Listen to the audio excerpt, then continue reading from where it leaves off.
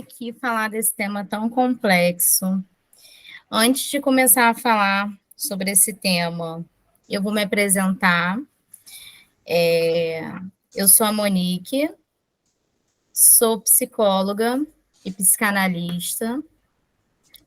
Me formei em 2019 e atuo aí com a clínica desde então, baseado aí na psicanálise. Meu percurso na psicanálise, na verdade, começou bem antes disso. Começou lá no segundo período da faculdade, quando eu tive aula de um tal Freud, e mesmo sem saber direito, e sem entender muito bem o que ele falava, aquilo dali me tocou, e desde então eu sigo aí nesse percurso. Eu digo que meu percurso começou a partir daí. E aí venho aí, mantendo esse tripé, que é o tripé crucial para a psicanálise, que é o tripé dos estudos, da supervisão e da análise pessoal. Antes de começar também a falar sobre esse tema, eu resolvi separar, na verdade, em tópicos a minha fala de hoje. E dizer por que eu me interesso por esse tema, por que isso me tocou. Na verdade, eu acho que o amor já é um assunto que faz parte da minha vida desde sempre, das mais diversas formas possíveis. Mas depois que eu comecei a trabalhar com a clínica, isso começou a ficar mais forte, assim, começou a aparecer mais. E recentemente eu participei de um grupo de estudos do Seminário 20, do Lacan. E estudando ali, a gente ficou praticamente um ano e meio, lendo só esse seminário. E teve uma coisa que me tocou muito, assim, na leitura, e aquilo me pegou de uma forma tão intensa que eu resolvi estudar mais sobre o amor mesmo. Que foi uma citação que falava bem assim, que na verdade aí na frente, nos slides, vai até aparecer. Deixa eu passar aqui para o próximo. E aí, uma frase me pegou muito, que foi essa frase, né, essa citação, que falar de amor não se faz outra coisa no discurso analítico. E aí, depois que eu li essa frase, que deve estar lá na página 80 e pouco do seminário, eu me toquei que, na verdade, todas as análises, de certa forma, falavam sobre o amor. E aí eu comecei a pensar mais sobre isso, comecei a estudar mais sobre isso. E foi por isso que eu decidi falar sobre esse tema hoje. Eu peguei essa citação que está nesse slide, de um livro que se chama Tudo sobre o Amor, que é um livro da Bell Hooks, que fala um pouco sobre o amor aí de uma forma geral, o amor da vida cotidiana. E eu achei muito interessante, porque na sociedade, eu acho que hoje, como um todo, as pessoas pouco falam do amor.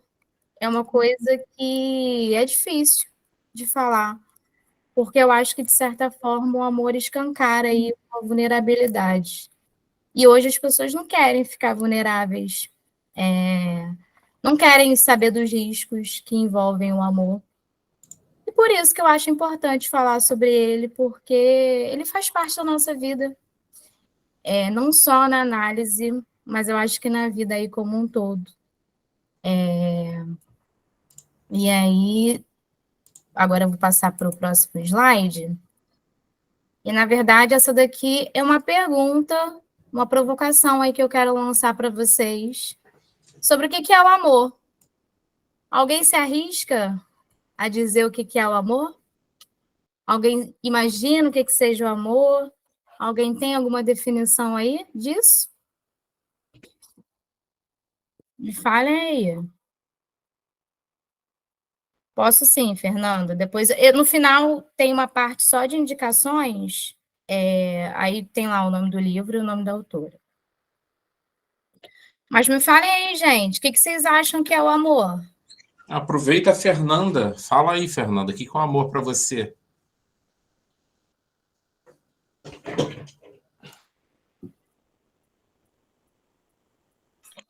Boa noite, gente. Boa Eu vejo o noite. amor como dois tipos de amor. Tem o amor fraternal e tem um amor de um homem para com uma mulher, né? São amores totalmente diferentes. O amor fraternal, no caso de uma mãe, de um pai, de filhos, são amores que incondicionais. Assim como também, né? Quem tem sua religião, amor por Deus. São sentimentos incondicionais que você faz de tudo por aquela pessoa, né? Agora, o amor de um homem para a mulher, eu coloco entre aspas. Por quê? Porque se ele não for bem elaborado, bem trabalhado, ele pode se tornar um amor doentio. Porque nisso também entra o ciúme, entra o sentimento de possessão. Então, o amor, na minha opinião, é muito relativo. Ao mesmo tempo que ele pode ser um sentimento bom, que te traz prazer, te traz um conforto, ele também pode ser algo que possa te adoecer. Pode ser doentio no sentido de possessão, de ciúme. Eu estou falando porque eu já passei por isso. Já passei por esse tipo de amor a ponto de ser perseguida, de ter que sair de uma região para morar em outra, para poder não sofrer certas consequências. Então, na minha opinião, eu acho que o melhor, eu acho não, eu tenho certeza, o melhor amor é o de pai, de mãe, é o de filhos. Mas também existe amores, também familiares que são narcisistas e que nos fazem mal. Amores tóxicos, né? Então, amor é um sentimento, que ao mesmo tempo ele é bom, ele pode ser ruim. Esse é o ponto, é uma questão, né? Será É que uma questão. isso é de fato o amor, né? Essa questão que você estava falando aí do amor tóxico, o amor doentio, essa questão da perseguição. Será que isso daí é de fato o amor? É uma questão aí para a Não, é gente uma pensar, né? possessão, é uma possessão, sentimento de posse, né? Possessão, de domínio, dominar o outro. Isso é o sentimento narcisista. E, na verdade, eu acho que é o contrário de amor, né? Eu acho que desde muito tempo se fala sobre o amor. A Dália levantou a mão. Quer fazer uma pergunta? Você está perguntando sobre a questão do amor, né? Qual a definição de amor? Eu acredito que definição de amor é cuidado. É isso. Não tem como falar outra coisa, acrescentar mais. Só ama quem cuida e só quem cuida ama. Verdade. As outras coisas são adereços, ou que fazem bem ou que fazem mal. Sim. Mas amor é cuidado. Concordo. Aqui no chat também falaram. A Beatriz colocou aqui que, para mim, o amor é uma unidade básica. Tudo é movido por amor, com intensidades e maneiras diferentes. Muito bom. O Jean também colocou aqui. Quando é feita essa pergunta, que a gente descobre que talvez a gente não saiba o que exatamente ele é. Muito bom. É isso, eu acho que tem várias definições de amor aí na vida. Tanto com relação ao amor romântico, que é esse amor aí entre homens e homens, mulheres e mulheres. Enfim, esse amor romântico que está presente na vida. Tanto o amor com relação aos filhos, tanto o amor com relação à família. E aí são diversos tipos de amor. E aí, desde muito tempo, se questiona o que de fato é amar, o que de fato é o amor. E até eu coloquei essa música aí do Arlindo Cruz, que foi inclusive a música que estava tocando aí no começo, que ele mesmo se questionava isso, né? Que perguntaram para ele o que é o amor, que ele também não sabe responder e não sabe explicar, mas o amor simplesmente nasce. E ele faz brilhar aí mais do que o sol, e ele faz aí acontecer várias coisas diferentes na vida, né? Mas que uma definição é difícil de dar. Eu acho que esse encontro aqui vai ser muito mais um questionamento do que...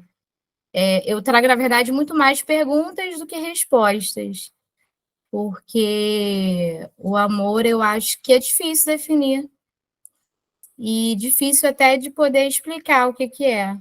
Ele simplesmente surge.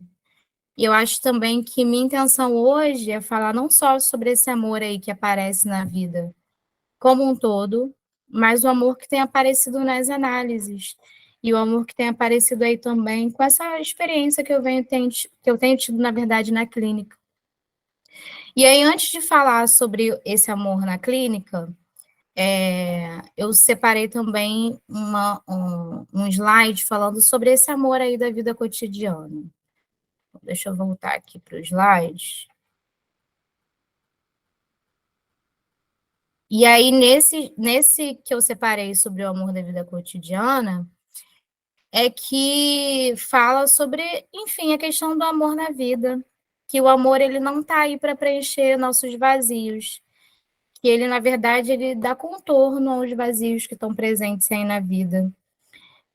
As pessoas têm muito a ideia de que quando você começa a se relacionar com alguém, tanto no sentido romântico quanto no sentido de amizade, mas eu acho que muito mais no sentido romântico, que você vai encontrar a sua metade da laranja, que você vai encontrar o que te falta, né? E o que vai te completar, na verdade. E aí, quando as relações acontecem, que a gente vai se dando conta que o amor também não é isso. Que o amor é muito mais sobre a falta que está presente aí nas relações, sobre como lidar com a falta que está presente, do que com alguma coisa aí que se completa, que se preenche. Porque eu acho que o vazio, ele está presente na vida desde sempre, assim, desde o nosso nascimento, desde que a gente nasce e que a gente começa a ter as primeiras relações aí com nossos cuidadores, que a gente vai se deparar com o vazio e com a falta. Então, e inclusive essas primeiras relações que a gente vai tendo ao longo da vida, elas vão ditar a forma que a gente vai se relacionar com o amor. Isso aí no sentido de que o amor que a gente recebe na infância, dos nossos primeiros cuidadores, que vai ser determinante para determinar até a forma que a gente se relaciona com a vida, a forma que a gente se relaciona com as pessoas. E aí o amor não só na sua presença, mas o amor na sua falta. Eu acho que hoje em dia as pessoas têm muita dificuldade de poder lidar com as faltas. E aí tem a ideia de que quando começar a se relacionar com alguém, todas as faltas vão desaparecer e que tudo vai ser perfeito e de que tudo vai se encaixar. Mas eu acho que, pelo contrário, o amor escancara que tem alguma coisa aí que não dá para preencher. Como Lacan nos disse, que a relação sexual não existe, que é uma coisa um pouco até complicada e polêmica de se falar, porque não é uma coisa simples pensar isso. Quando ele diz que a relação sexual não existe, não é que ele diga que não exista o sexo entre as pessoas, mas ele diz que tem alguma coisa aí que não dá para preencher, que não dá para completar. As relações, eu acho que elas não são simétricas, não tem alguma coisa aí que um completa o outro. Tem alguma coisa que sempre vai faltar. E aí, quando ele diz que a relação sexual não existe, é nesse sentido. Porque não tem como ter uma completude. O amor vem para mostrar que não existe uma coisa que se encaixe aí dessa maneira. Inclusive, também, essas primeiras relações aí que a gente vai tendo ao longo da vida, elas vão determinar a forma que a gente vai se relacionar com o mundo e vai determinar, inclusive, nossa estrutura psíquica, isso aí falando mais com relação à psicanálise mesmo. Vai determinar se a pessoa sente que recebeu amor de mais ou amor de menos, e vai determinar também a forma como a pessoa se enxerga merecedora de amor, porque eu acho que na infância, quando tem alguma falta que está presente com relação a esse amor, isso fica muito entranhado na cabeça da criança, do adolescente, até do adulto, se ela é merecedora ou não de receber o amor. Como se o amor fosse alguma coisa que desse para barganhar aí nesse sentido. Como se pudesse ter algo que a gente pudesse fazer para ser amado pelas pessoas, para ser amado aí pelo nosso pai, pela nossa mãe, enfim, pelas primeiras pessoas que a gente vai se relacionar ao longo da vida. E aí eu acho que nesse momento surge uma pergunta importante. O que eu sou no desejo do outro? No sentido de que, o que eu posso fazer para ser amado? Será que existe alguma coisa que eu possa fazer para ser amado, para ser desejado pelas pessoas? Eu acho que essa pergunta aí vai acompanhar o sujeito por toda a vida. Eu acho que, inclusive, isso faz com que muitas pessoas procurem a análise hoje, porque é difícil poder entender qual é o lugar que a gente ocupa no desejo da outra pessoa. Então, sobre o amor da vida cotidiana, é difícil mesmo poder se relacionar com as pessoas, é difícil poder entender que algo falta, mas eu acho que só quando a gente entende que algo falta e que algo sempre vai faltar nas relações, que isso vai permitir que a gente possa se relacionar até melhor com as outras pessoas. Quando a gente entende que tem algo que não está presente diretamente no outro, que vai nos completar, a gente passa a se relacionar de uma outra forma com a vida. Porque eu acho que o que pode nos completar não está no outro, está muito mais na forma como a gente se enxerga, e como a gente se vê, e como a gente se entende merecedor de amor ou não. E esse também é um propósito de uma análise, de colocar à tona aí tudo isso que está presente na vida do sujeito desde sempre, um modo de funcionar e a fantasia fundamental do sujeito tem a ver com isso, com a forma que ela se enxerga, merecedora ou não de amor.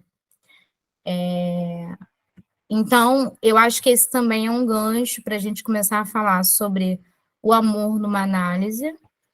Deixa eu passar aqui para o próximo slide.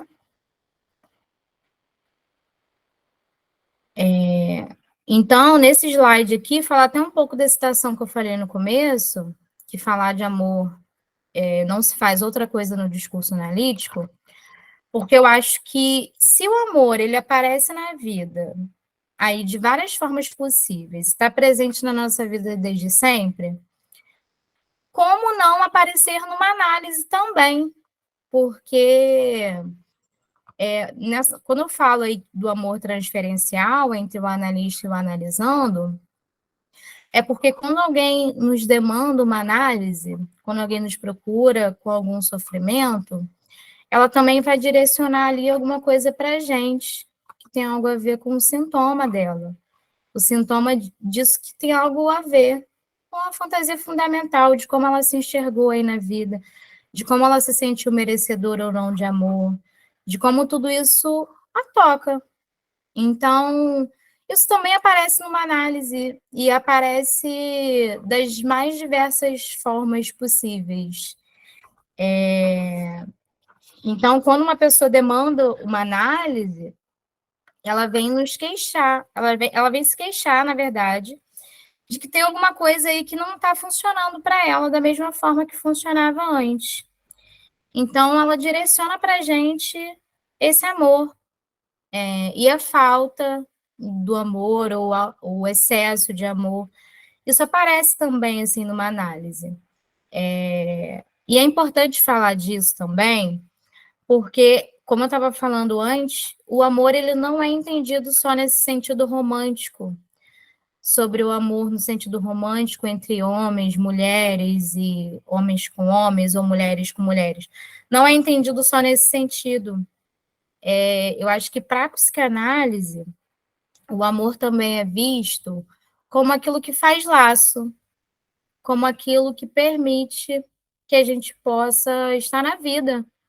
Eu acho que não tem como estar na vida sem estar ligado a esse laço de amor. E esse laço que está presente aí nas relações amorosas, nas relações com os pares, na relação com o trabalho, na relação... Enfim, eu acho que nas mais diversas relações, o amor faz laço. E quando isso aparece numa análise, no sentido de que tem um sofrimento que está presente para o sujeito, de alguma forma. Então, ele poder falar disso é uma forma também dele estar se questionando sobre tudo isso que faz sofrer, sobre tudo isso que o faz, eu acho que sofrer mesmo, de uma forma geral, sobre o amor. Então, mesmo quando ele chega se questionando, né, sobre o que é o amor, ou sobre as dificuldades com as relações amorosas, as dificuldades com as relações financeiras, ou com as pessoas, enfim, qualquer tipo de queixa, no final, acaba sendo direcionada para o amor. Porque é isso, eu acho que o amor não é só esse amor aí no sentido romântico. O amor, ele está presente na vida, como um todo. Não só nas relações românticas, mas eu acho que em tudo, praticamente. Eu acho que se não fosse o amor, a gente não estaria aqui. O amor, ele faz laço. E o amor é difícil definir, né, o que é o amor. Mas eu acho que poder falar dele é uma forma da gente poder estar de uma outra forma na vida. Também é importante destacar que isso, além dessa questão aí das pessoas chegarem no consultório se queixando sobre a falta do amor ou o excesso de amor, também tem uma questão que acontece sobre o amor pelo analista. Isso acontece, que tem a ver com a transferência e tem a ver também com tudo isso aí que o sujeito vai experimentando e experienciando ao longo da vida. É comum que às vezes aconteça o amor assim entre o analisando e o analista. É comum que o analisando se apaixone pelo analista ou de que possa direcionar ali algum tipo de amor. Mas é importante também que o analista ele possa se situar de qual é o lugar dele ali naquela análise. Porque eu acho que a posição de um analista é de fazer o sujeito poder entrar aí na forma de uma outra forma, de um outro jeito, e de poder ser causa de desejo. Então, não é no sentido de retribuir esse amor ali que é direcionado para ele de alguma forma. Mas, mesmo que o analista não seja essa pessoa que vai retribuir esse amor do analisando, não tem como deixar o amor de fora. Não tem como fingir que ele não existe, porque ele aparece. E ele aparece das mais diversas formas possíveis, tanto o amor quanto o ódio. E também é importante para o analista perceber que quando o analisando dirige ele para ele algum amor ou algum ódio, não é dele que se trata. Ele não está direcionando isso para a pessoa do analista. Ele está direcionando isso para alguém que passou pela sua vida ou algum tipo de relação que ele teve aí e que o analista vai ser essa pessoa que vai ocupar o lugar, por exemplo, do pai ou da mãe. Então, por muitas vezes, o analisando ele fica identificado com o analista por isso.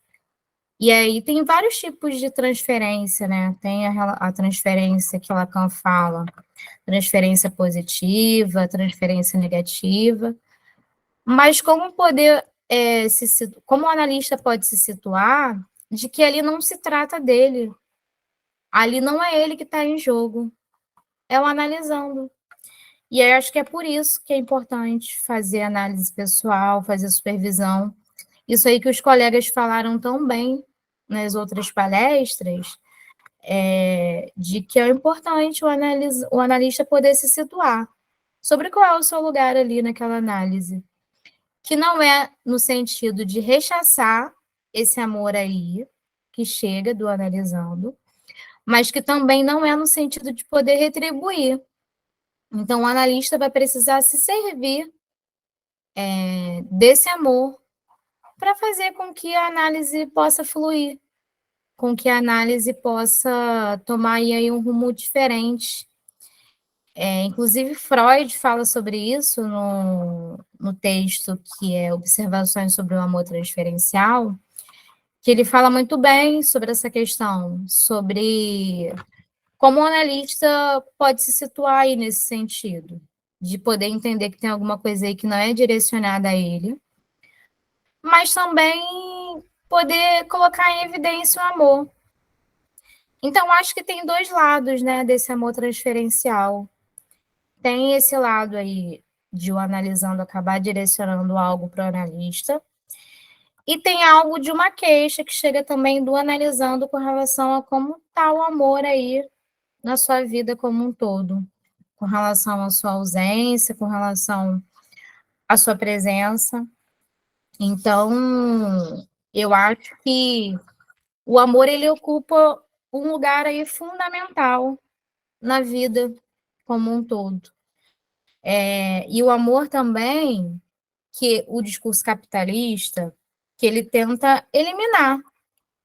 Porque eu acho que o discurso capitalista tem muito algo do consumo, que ele tenta colocar ali como se pudesse ter algo que pudesse ser preenchido e que a gente pudesse consumir e que a gente pudesse colocar ali toda a nossa energia em algo e colocar o desejo, o amor, como se isso estivesse à venda, como isso pudesse ser preenchido.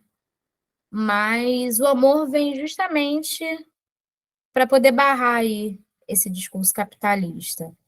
Porque o amor, ele coloca em evidência que a gente é frágil e que a gente é vulnerável e que a gente falta. O Wellington, pode falar. Será que a gente poderia falar do amor também com relação a essas coisas que o discurso capitalista, de uma certa forma, tenta fazer que a gente ame? Mas em que sentido? Justamente da gente investir afeto, investir amor em coisas. Uhum. Relacionamento com as coisas mesmo. Será que a gente poderia falar de amor nesse relacionamento com as coisas, de tentar tamponar a falta com as coisas? Com certeza. Eu acho que o discurso capitalista tenta colocar isso, né? Como se tivesse algo que está presente ali nas coisas, nos produtos, ou, sei lá, em qualquer tipo de coisa que nos oferecem, né, hoje em dia, no sentido de que, olha, tem aqui alguma coisa que pode completar. Venha, tá aqui a fórmula da felicidade, ou tá aqui o amor, e depois de fazer isso aqui você vai ser mais feliz. E por algum momento, pode ser até que faça feliz, ou pode ser até que tampone ali alguma falta, mas depois de algum tempo a gente percebe que não é isso. Que não é isso que vai preencher as nossas faltas. E eu acho que, na verdade, não tem nada que possa preencher nossas faltas. Porque nós somos faltantes. Isso aí está presente na nossa vida desde sempre e sempre vai estar presente. Não tem como mudar isso. Mas tem como, talvez, se relacionar de uma outra forma com essa falta, com isso que está presente aí na vida. E com isso que é tão difícil às vezes. O José e a Rita levantaram a mão. Pode falar. José primeiro, levantou primeiro. Oi, gente, boa noite.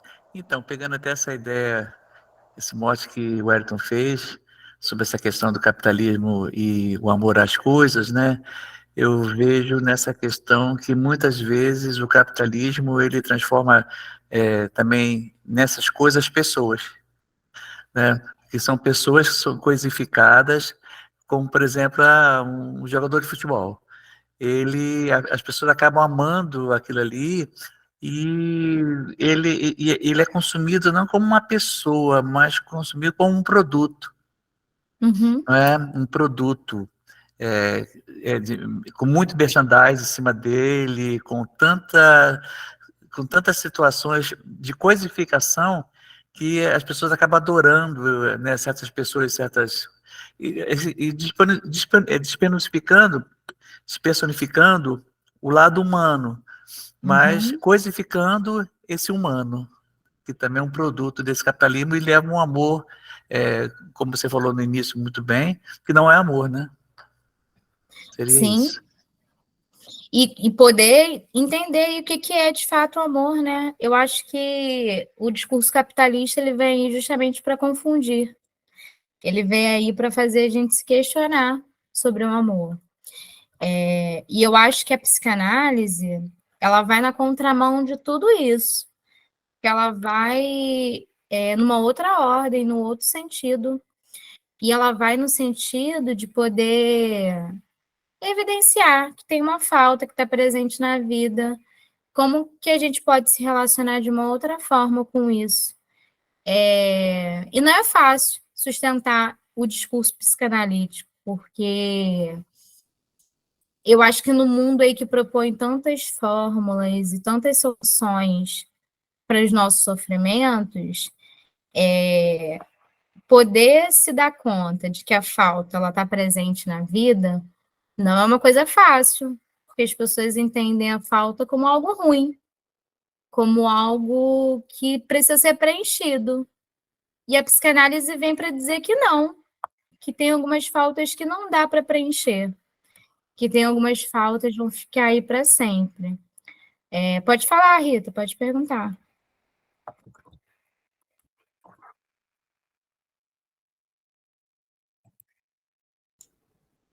Rita, você levantou a mão de verdade ou foi sem querer? Não, levantei e esqueci de ligar o som. Ah, tá. Eu gostaria de falar assim 3 coisas que, no decorrer da sua fala, eu estava aqui pensando.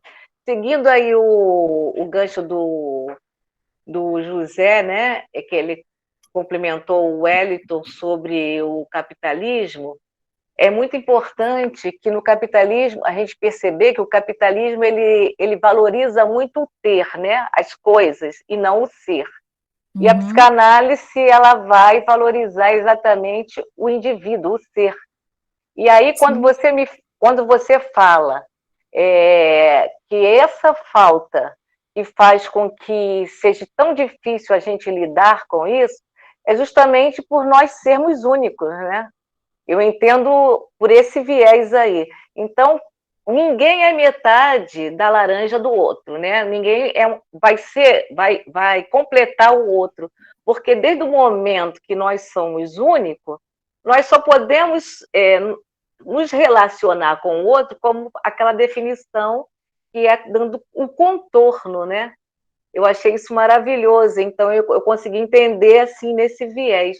E uma outra coisa também, quando você falou nos diferentes processos, tipos, né, de amores que existem no mundo, até o amor ele é difícil da gente definir, e também porque a gente só existe, como você falou, né?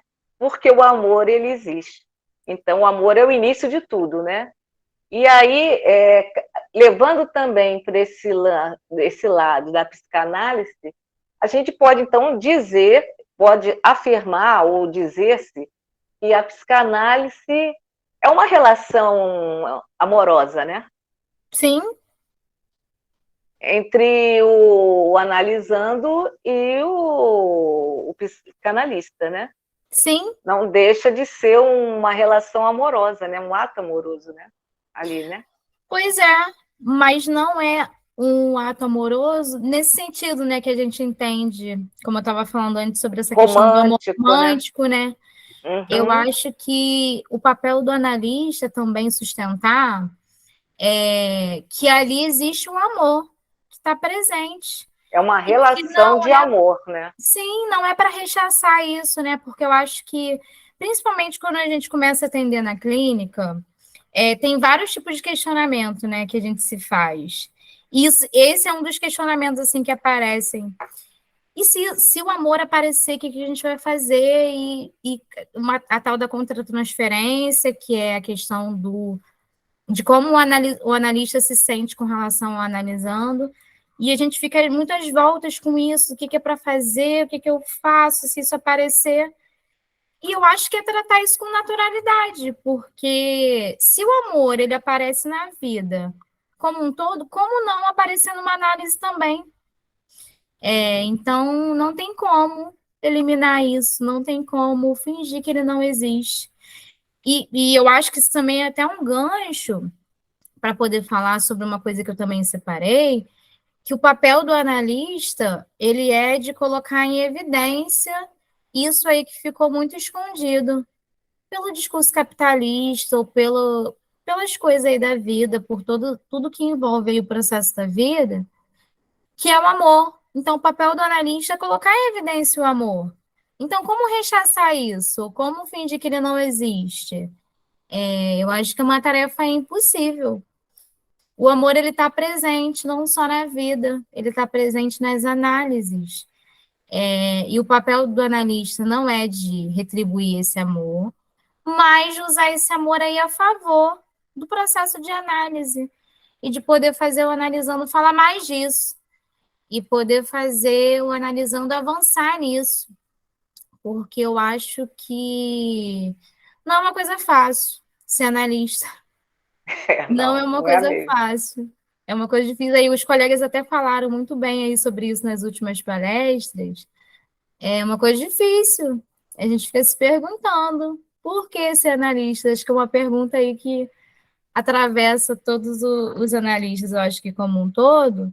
Não posso falar por todos, mas pelos que eu tenho contato, que muita gente se questiona por que ser analista, mas caraca, que coisa difícil.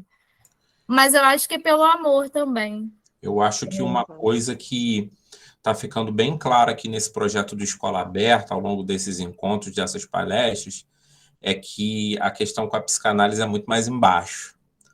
Não é essa coisa de você fazer uma formação de 3 meses, de 6 meses, seguir ali uns protocolos de interpretação de sonho que você vai estar fazendo análise. O negócio é muito mais muito mais complexo, né? Complexo. Pois é, e não é fácil sustentar isso, né, nesse mundo aí que promete tantas fórmulas mágicas, tantos médicos aí que propõem soluções. Eu acho que tem uma questão aí, né, da medicina. Monique, tem uma questão. Sim? Monique, Oi, José, pode falar. Oi, desculpa. Não, isso me lembrou numa certa análise ainda, quando eu estava fazendo SPA, com um paciente, que ele falou assim, me perguntou na segunda sessão, José, o que te leva a você vir para cá para ouvir problema dos outros? O que te leva, cara? O que te move? E aí, o que você respondeu? Era a primeira pessoa que eu estava atendendo na segunda consulta. Eu confesso que eu tremi na base, o que eu respondo?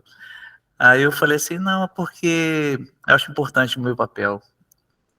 Falei isso. Eu acho que o papel do analista é justamente esse, né? De introduzir o sujeito na ordem do desejo e do amor. Hoje eu teria outra resposta. Assim, o caso tá de você aqui. Mas SPA no SPA pode, José. Pode. Lá é o momento, e é o momento que justamente acontecem as coisas mais inimagináveis, né? Mas, claro, isso aí. Aliás, só para não deixar ninguém boiando, José, fala aqui que é SPA, porque nem todo mundo aqui é da área da psicologia. Sim. Perdão. É a SPA, Serviço de Psicologia Aplicada, que as universidades disponibilizam para fazermos estágio. E esse momento do estágio também é um momento desesperador.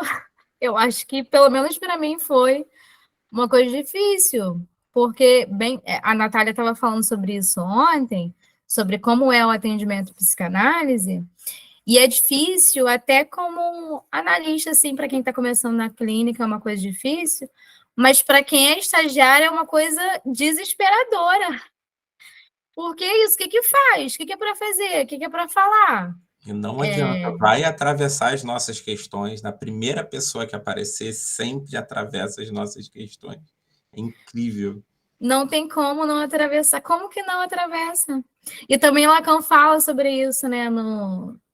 Agora eu não vou me lembrar, acho que é nos escritos, que ele fala que o analista paga com a sua pessoa. Então, tem alguma coisa aí que está presente do analista. Também tem uma questão aí dessa neutralidade, né? Que é isso, dizem que você precisa sustentar uma neutralidade ali na clínica, e de fato essa neutralidade é importante. Eu acho que para não misturar as suas questões com as questões do analisando. E aí, por isso que é importante a análise pessoal, por isso que é importante a supervisão, os estudos, mas eu acho que mesmo mantendo esse tripé e mesmo fazendo análise, fazendo supervisão, tem alguma coisa aí que vai ser transmitida ao analisando, que é quem você é. Isso aí não tem como fugir. E eu acho que é por isso que é tão difícil ser analista. Eu acho que ser analista, de certa forma, também é sustentar uma humanidade, que também falaram aí sobre isso ontem. Então não é fácil ser humano, né? A Cristiane escreveu alguma coisa aqui no chat.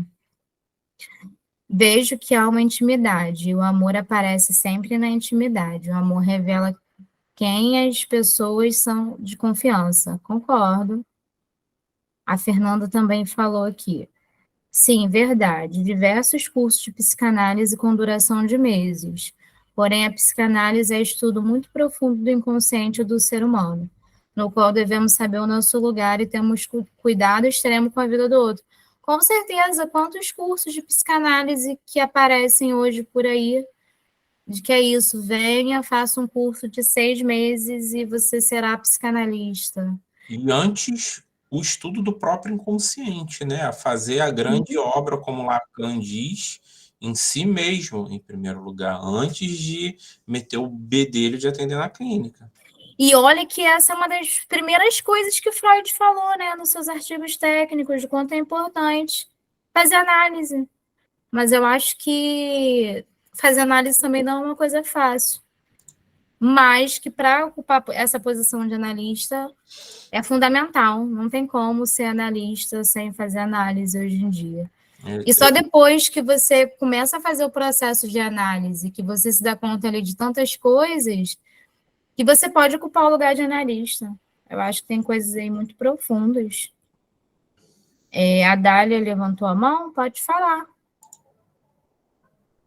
Você ficou falando na questão de analista, né, do curso. Eu conheci a psicanálise através de uma amiga minha, e aí eu procurei pela internet, eu achei o Wellington, não sei se ele lembra de mim, acho que foi ano passado que eu falei com você, Wellington.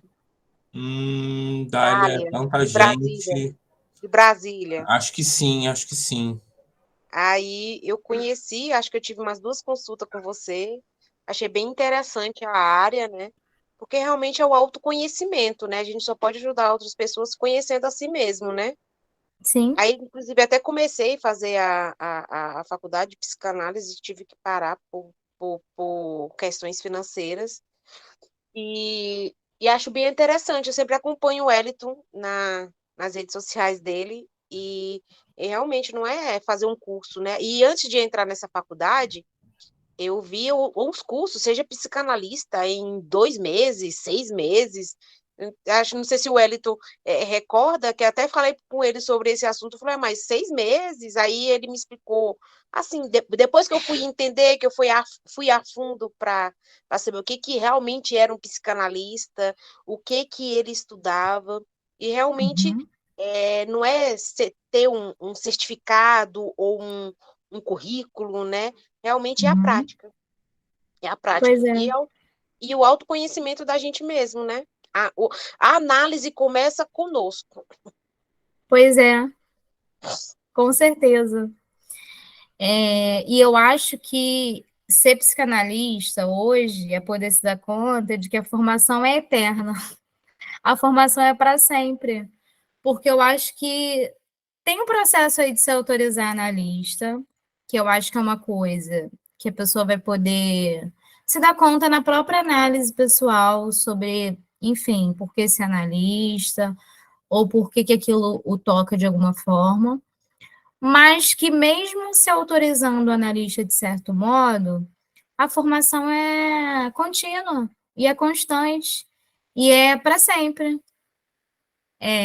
Porque em todos os casos que a gente for atender na clínica, eu acho que isso com a prática vai ficando menor, né? Isso vai ficando mais tranquilo de poder lidar com relação a misturar, né, as questões do analista com o analisando.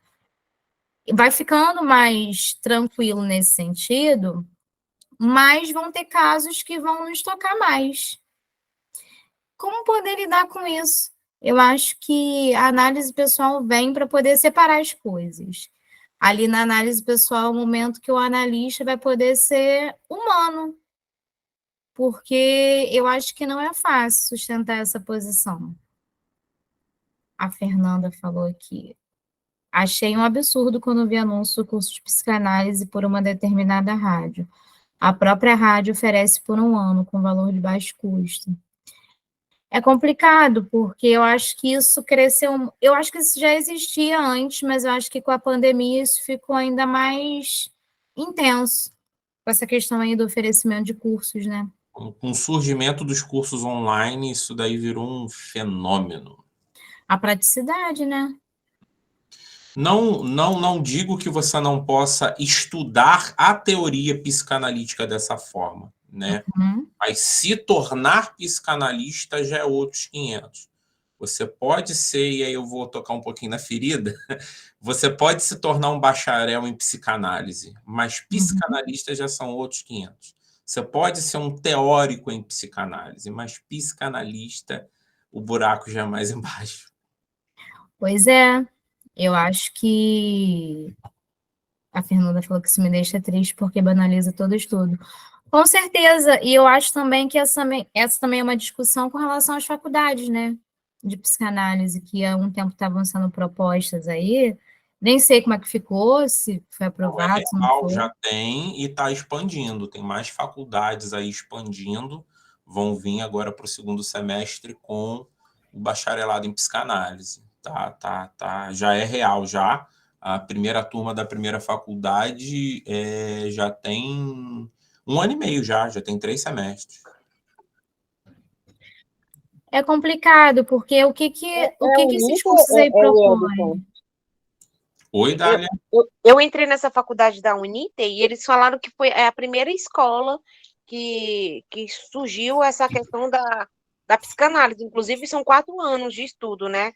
E realmente, eu estando estudando, já ia fazer 1 ano agora. A Fernanda perguntou aqui se esse bacharelado é válido. Então, são muitas questões que envolvem a questão do bacharelado, né? Porque me toca, porque o que propõem essas escolas?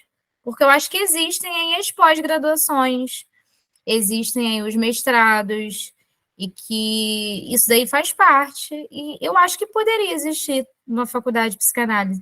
Eu acho que o ponto não é esse, mas o que eles prometem? Será que depois de 5 anos eles prometem que você vai ser analista? Como se eles dessem uma garantia de que isso fosse acontecer. E aí foi o que o Wellington falou, acho que o buraco é mais embaixo, né? Isso eu posso falar porque eu tive contato com eles. De fato, logo no início, eles deixam claro que para a pessoa se tornar psicanalista, ela precisa cumprir o tripé, precisa fazer análise pessoal, precisa estagiar, precisa de supervisão clínica. Só que eu acho que o chamariz, e aí a gente volta para o discurso do capitalista, né? Uhum. O chamariz de se tornar psicanalista, ele acaba sobressaindo muito mais, e quando a pessoa vai ali no meio do caminho tentando aprender aquela teoria, eu acho que isso deixa até um pouco a pessoa bem confusa, né? É um efeito que eu vi, né, porque eu participei desse processo, porque me gerou curiosidade, né? Então, eu fui atrás de informação. Uma coisa que acontecia muito corriqueiramente é como muita questão da teoria era questão do aluno, o aluno não conseguia aprender, não conseguia absorver, porque ele levantava o mecanismo de defesa e o aluno não conseguia entender certas questões da teoria de forma nenhuma, né? Isso começou a causar muita frustração, mas, assim, de fato, depois que você entra, eles deixam claro que ali é um curso de bacharelado. E sim, não sei se também se a Cristiane perguntou, se a Fernanda perguntou nesse sentido, mas tem sim o reconhecimento do MEC, você vai sair com um bacharelado em psicanálise, como um teórico em psicanálise. Mas para ser psicanalista, para se autorizar, você tem também todo um outro processo que envolve análise pessoal, supervisão clínica, tá dentro aí de um instituto de psicanálise, e aí, de novo, vamos na repetição, o buraco é mais embaixo. Pois é. E é por isso que eu acho importante também falar disso, porque hoje não tem uma regulamentação, né, da psicanálise. Então, por não ter essa regulamentação, que surgem esses cursos, essas promessas de que faça não sei quanto tempo de curso, faça essa faculdade que você vai ser psicanalista.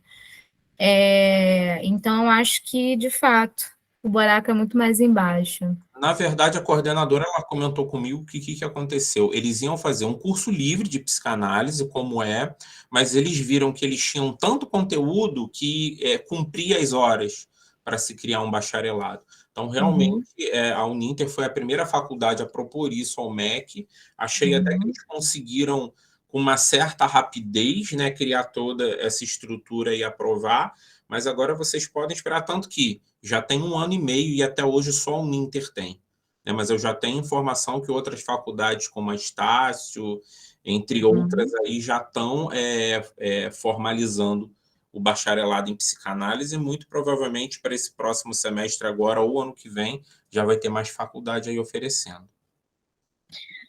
Vamos aguardar aí as cenas dos próximos capítulos. A Fernanda falou aqui. A Cristiane, calma aí. A Cristiane tinha falado antes, falado da primeira turma pela Uninter, e a Fernanda. Eu creio que até que a teoria seja muito bom, porém, sem o envolvimento devido consigo próprio, através da sua análise pessoal, invalida tudo. Pois se a teoria não dá suporte sem a prática e sem a supervisão. Com certeza, Fernanda. Com certeza. A Natália levantou a mão? Pode falar, Natália. Eu estou lembrando aqui, até uma coisa que eu falei ontem, foi a questão do... Se eu me ver hoje saindo da faculdade, né, de psicologia, eu não vou me sentir tão perdida, porque eu faço supervisão desde o início. E se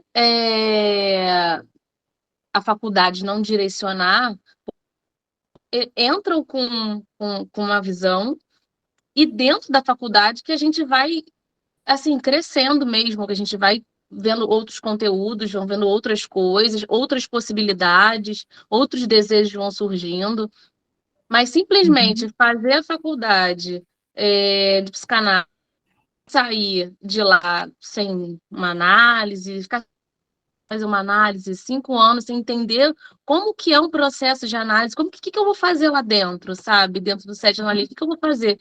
Eu só vou ficar perdida. E eu sempre comento com a faculdade que eu tô, às vezes eu falo que eu sou chata, porque eu falo tanto de análise e supervisão, que eu sou amiga chata. Porque é isso, as pessoas ficam perdidas. E assim, o que eu falo você quer entrar para a faculdade para continuar perdido? Não vai fazer o quê, sabe? Melhor nem ir, sabe? Que você vai sair e continuar perdida.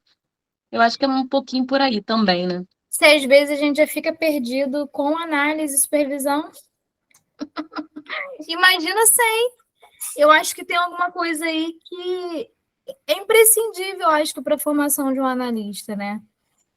Mas isso aí é um papo para outra ocasião. Isso aí é um assunto que dá muito pano para manga.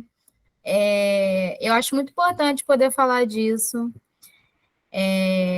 Mas agora voltando assim para o amor, para a gente encerrar nosso encontro de hoje, e eu abri aí um pouco para as perguntas, é que é isso, o amor ele está presente na vida como um todo, e ele vai aparecer numa análise, e o analista vai precisar lidar com isso. E aí a gente ressalta aí a importância, né, da análise, da supervisão, dos estudos, porque é isso, tem que sustentar que o amor está presente, a gente não tem que eliminar o amor da vida, porque sem o amor, o que a gente seria, não é mesmo? E aí, passando aqui para a parte final, Fernanda, essa aqui são algumas indicações de livros que eu li, inclusive, e aí tem o livro que você tinha perguntado no início, sobre Tudo sobre o Amor, Novas Perspectivas, da Bell Hooks. E eu esqueci até de colocar aqui um livro, na verdade tem vários livros, né?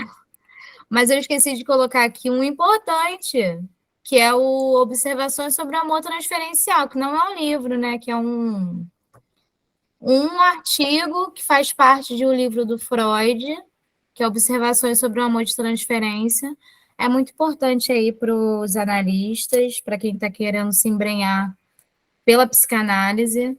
Não só esse, mas outros livros e outros artigos, mas esse fala muito bem. Nick, se depois você quiser, você pode complementar o slide e joga o slide em PDF lá no grupo. Ah, vou fazer isso, porque faltou aqui esse. E depois que eu fui lembrar. É esse livro aqui azulzinho, gente, do Freud. Artigos sobre a técnica. Inclusive, tem vários outros artigos aqui muito interessantes, para quem está querendo se embrenhar pela psicanálise. Então, vê esse livro, Fernanda, ele é muito bom. Depois, se você quiser, manda a foto lá no grupo. Essas aqui são algumas indicações de livros que falam sobre o amor. E para encerrar, isso aqui que eu estou tentando sustentar desde o começo. O amor, ele nos funda. Como a gente não pode ser tocado por ele? A gente precisa se deixar ser tocado pelo amor. Então é isso. Queria agradecer a todos vocês que me escutaram aqui hoje, falando sobre esse assunto tão importante. E é isso. Muito obrigada a todos. E antes de encerrar, eu queria falar um pouco sobre o percurso. O Wellington, me ajuda aí nessa de falar um pouco sobre o percurso, sobre o Psicolid. Ajudo sim. Ontem eu já fiz o convite para a Cristiane e fica o convite aí para a Dália também. A gente, para o próximo semestre, a gente vai estar abrindo os cartéis aí de percurso de psicanálise. A Fernanda também já está participando? É verdade, não, ela já se inscreveu já, acho que ela já entrou em contato. Me coloca nos grupos, Wellington, de psicanálise. Então, Dália, você primeiro entra em contato por esse WhatsApp que está na tela. Eu vou te mandar o link do... me manda um oi no WhatsApp para mim restabelecer o contato com você, que eu vou te mandar o link para você entrar no grupo do Escola Aberta, que é esse encontro que você está participando hoje.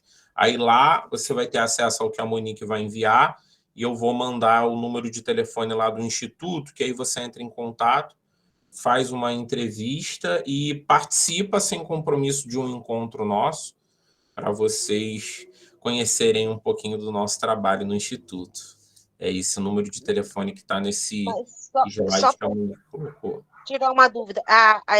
Vocês têm uma escola de psicanalista? É isso? Sim, é o ISMC, o Instituto de Saúde Mental e do Comportamento, que é capitaneado ali pelo professor, nosso mestre Diogo Bonioli, que é psicólogo, é psicanalista, é mestre, está doutorando. É dentro dessa estrutura do ISMC, onde a gente estuda, onde a gente atua como psicanalista. Ah, entendi.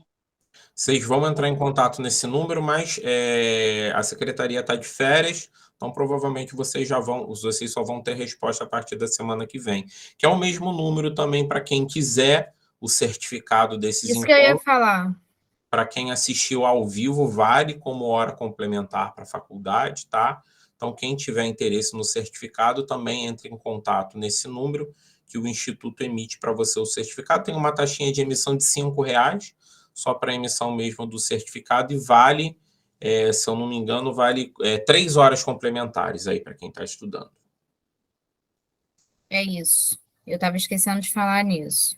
Então, se vocês tiverem interesse do certificado e de participar do percurso, é só entrar em contato aí nesse número. E também, o último slide que eu vou colocar agora é sobre o Psicolides. E aí, se o Wellington puder falar também um pouco mais.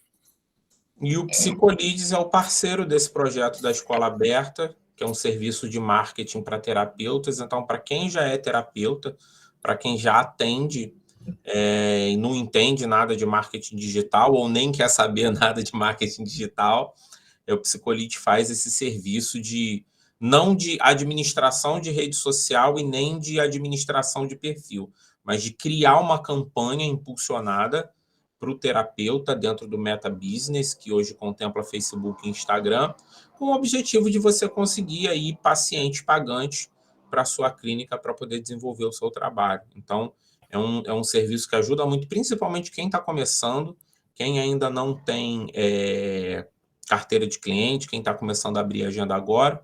Então, se vocês quiserem também, é só entrar em contato pelo WhatsApp, e eu também vou colocar novamente o contato lá no grupo para quem entrar depois também ter acesso.